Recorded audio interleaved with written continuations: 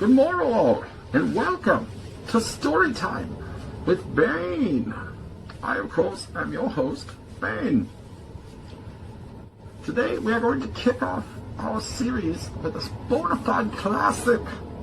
Some of you may know it from the old school military comedy Major Bane. Others may know it just because we're old.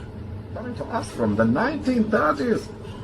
We are going to read The Little Engine That Could by Watty Piper.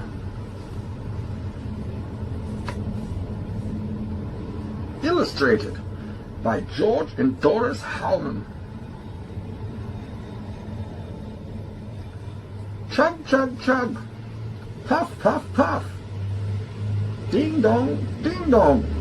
The little train rumbled over the tracks. She was a happy train.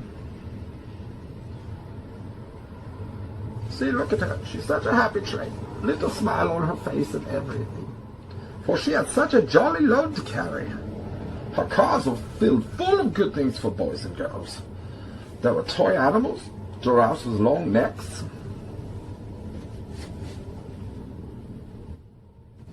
teddy bears with almost no necks at all, and even a baby elephant. Then there were dolls. Dolls with blue eyes and yellow curls.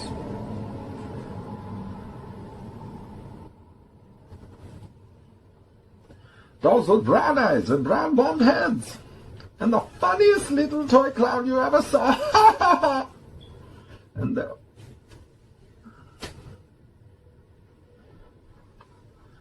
there were cars full of toy engines, airplanes, tops, jackknives, picture puzzles, books, and every kind of thing boys and girls could ever want.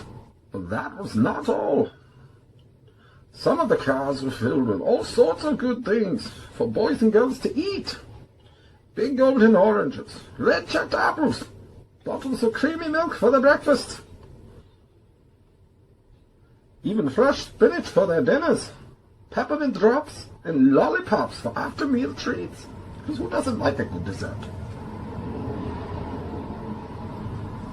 The little train was carrying all of these wonderful things over the mountain to the good little girls and boys on the other side. She puffed along merrily. Then all of a sudden, she stopped with a jerk. She simply could not go another inch. She tried and tried, but her wheels would not turn. You see, the toys, they're trying to get over the mountain. I suspect none of them checked for batarangs, because Batman's always around messing with my plans. Tried to take over Gotham once, and he just never leaves you alone. What were all those good little boys and girls going to do on the other side of the mountain without the wonderful toys to play with or the good food to eat? Here comes a shiny new engine, said the funny little clown who jumped out of the train. Let us ask him to help us. So all the dolls and the toys, they cried out together.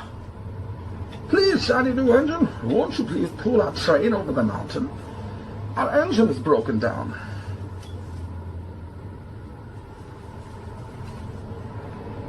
And the boys and the girls on the other side won't have any toys to play with or any good food to eat unless you help us. But the shiny new engine snorted. I pull you? I'm a passenger engine. I just carried a fine big train over the mountain with more cars than you could ever dream of. My train had sleeping cars with comfortable berths, a dining car where waiters bring whatever hungry people want to eat, and parlor cars in which people in soft armchairs look out of the big plate glass windows. I, who the likes of you? Indeed not. And off he steamed to the roundhouse like a jerk, where engines live when they are not busy. Hope he chokes on his smoke. The passenger engine is not the only one in the world. Here is another engine coming, a great big strong one. Let us ask him to help us. The little toy clown waved his flag, and the big strong engine came to a stop. Please, oh please, big engine, cried all the dolls and toys together. Won't you please pull our train over the mountain? Our engine is broken down, and the good little boys and girls won't have any toys to play with or good food to eat unless you help us." But the big strong engine bellowed, "I am a freight train. I have just pulled a big train loaded with big machines over this mountain. These machines print books and newspapers for grown-ups to read. I am a very important engine indeed. I won't pull the likes of you." And the freight engine popped off.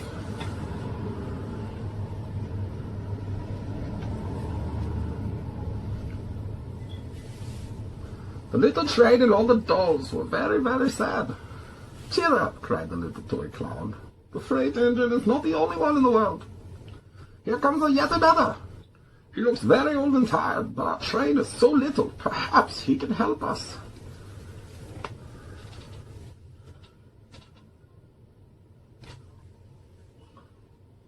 So the little toy clown waved his flag, and the dingy, rusty old train stopped.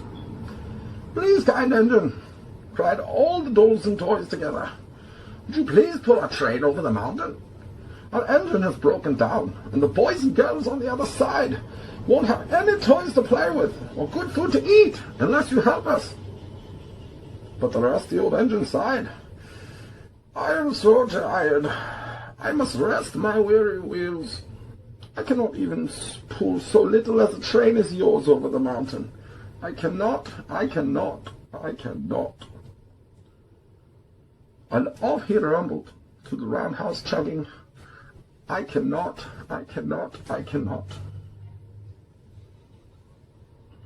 Then indeed the little train was very, very sad. The dolls and toys were ready to cry. But the little clown called out, "Here's another engine coming.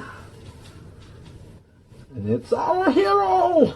A little blue engine, a very little one. Maybe she will help us." The very little engine came chugging merrily along. When she saw the toy clown's flag, she stopped quickly. "What is the matter, my friend?" she asked kindly. "Oh, little blue engine," cried the dolls and the toys, "will you pull us over the mountain? Our engine is broken down, and the good girls and boys on the other side won't have any toys to play with or good food to eat unless you help us. Please, help! Help us, little blue engine."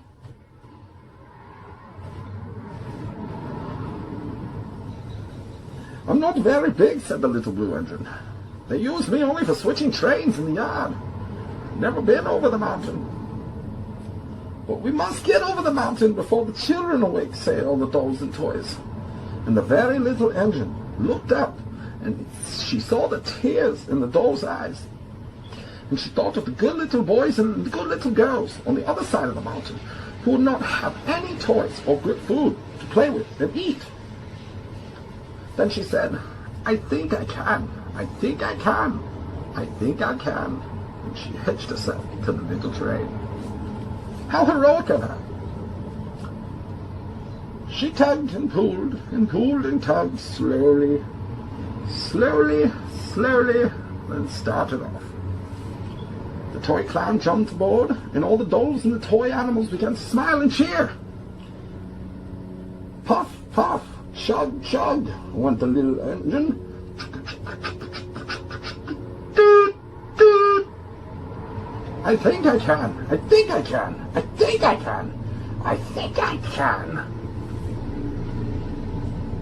By the way, it turns out I couldn't. Batman killed my girlfriend and then flew off with my bomb house. Gotham was safe and I was screwed. I think I can. Up, up, up. Faster and faster and faster the little engine climbed, until at last they reached the top of the mountains. Down in the valley lay the city.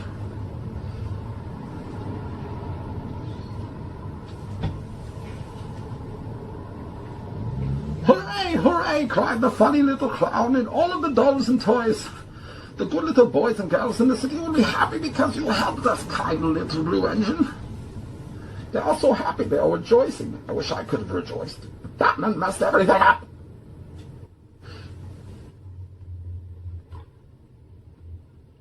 And the little blue engine, she smiled she seemed to say as she puffed steadily down the mountain. I thought I could. I thought I could. I thought I could. I thought I could. Dude, dude. The end. And that was it for The Little Engine That Could by Watty Piper. I hope you enjoyed this first episode of Storytime with Bane. Sorry for the ranting about Batman. He just gets my goat so much. Can't even do anything. I mean, last week, I was at home. I went down to my garage, and next thing I know, I'm getting punched in the face. Batman's right there talking crap to me, and I was like, hey man, I'm just trying to open my garage door.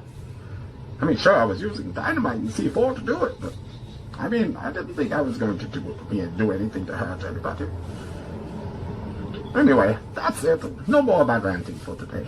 Stay tuned for episode 2. We will be doing Green Eggs and Ham by Dr. Seuss. Recently cancelled, but they're just animals trying to figure out how to get each other to eat weird colored foods in boxes and such. So we should be fine. Anyway, I hope you all have a wonderful day today, and many happy invasions to you and yours. Goodbye.